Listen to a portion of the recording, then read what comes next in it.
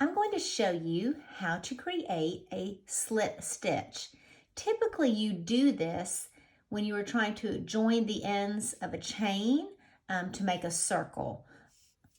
And so I'm going to first make my slip knot.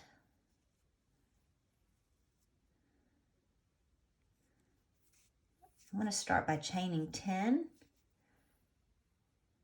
1, 2, 3, 4, 5, 6, 7, 8, 9, and 10.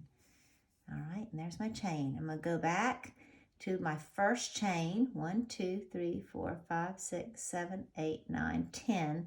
And notice that's actually the knot where I started, where I made my slip knot, but I'm actually going to go in the first chain that I crocheted.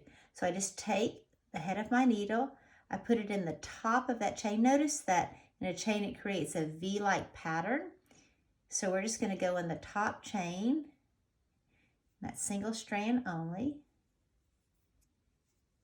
And when we go through there, notice what that looks like. So here's the bottom half. Here's where we started. And then I'm just going to yarn over, pull that through the first and pull it through the second loop.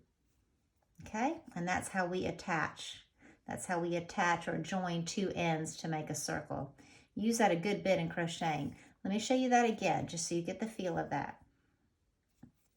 All right, so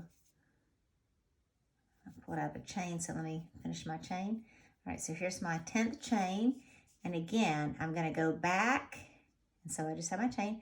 I'm gonna insert my hook in the top of the chain, in the first chain that I made, yarn over, pull it through the second one, and there you go. That's a slip stitch. And in many patterns, it'll tell you like to do another chain or whatnot, but that joins the two ends, and that is a slip stitch.